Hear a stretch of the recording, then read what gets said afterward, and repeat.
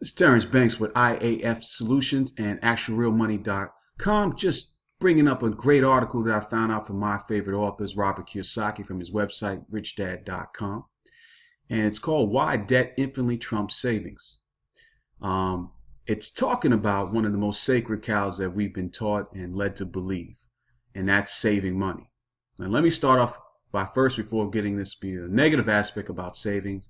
Savings for immediate expenses and having money for something to go wrong is definitely prudent and something you should do. You should actually have at least 6 months to maybe 8 months worth of savings if you can make it to that point to do that. And that's our goal to strive to do for something to go wrong. But after that, it doesn't make any sense financially to continue on in that process. And this is the reason why I'm saying that. If you're using savings as a vehicle to get rich or to provide for long-term lasting wealth, in this economic climate, it just doesn't make any sense. And I said that twice, and I'm not doing it to be playing upon words here. I'm just using lines in the way and age that we live in. Now, he starts the article showing one of the most things that if you've been kids or anything like that, a piggy bank, and showing coins and nickels and dimes here and now, putting that in savings and the magic of compounding interest in that process. And he said, he even gave another excerpt from if you're a little bit older, and this is a little bit before my time, a little strip here from withdrawals and stuff like that. And he used the term, the myth of savings as a means to get rich. And he gave a couple of figures here.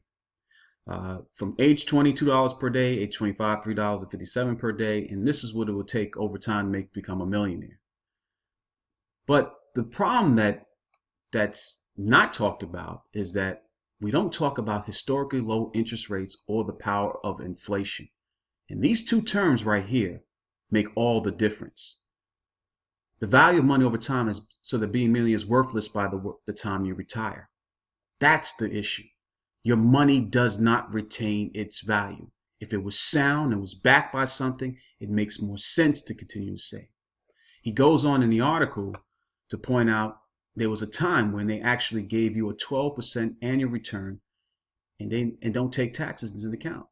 This is now for most people, they haven't even seen something like that or even think there was. But at one time ago, where interest rates of CDs reached 12%, and that was in the last 30 years. One time it reached 12%. He talks about in the article.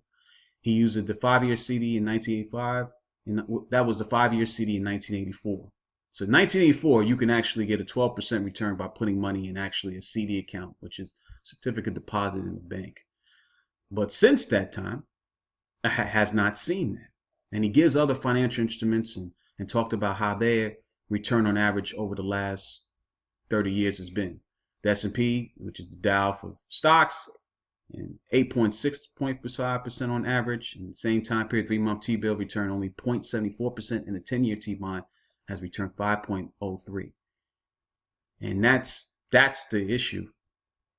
Even in the most safest vehicles, well, stock market is not a savings vehicle. It still has not produced a return that you will need to be able to sustain yourself. So he also talks about taxes in this in this article here. And he goes on to say savers are losers, but who is the winner? Now, I don't go into this far point of saying saving money, you're a loser for doing that. But he does make a strong argument to show that that you could become, if you're saving money, you are losing. You are losing against inflation. You're losing against other returns that could bring you something more than that process. My thing, and I'm telling my kids, save enough to start some aspect that you need to have a little basis of a cushion here. Or if you're saving for a financial thing that brings you in cash flow, that makes sense. But generally speaking, saving as a whole, past the point of 6 to 8 months for just returns, well, if you're just doing it to try to save for the future, it does not take in consideration all the other factors that's out there. And he's pointing this out in this article. I encourage you to take a look at it. I'm not going to belabor the point, but this last point I wanted to kind of highlight here is bad debt versus good debt. And if he says, so if savings isn't the way to become rich, what should you do? The short answer is go into debt. He utilizes the example of real estate. And I'm a big proponent of real estate. think it's has its place. If your financial education is at its highest level and you're going to take the time to get educated on that, definitely look into real estate. There's also, in the information age, there's plenty of reasons of doing other things that can provide cash flow for you as well. And I'm not going into that here. I just wanted to talk about that sacred cow of saving and the importance of knowing, is it something you should do past the point of having enough cushion if something happens at your job or for regular expenses for at least 6 to 8 months. Kind of belabor the point here. Just wanted to talk about the sacred cow and take a look at the article. Terrence out.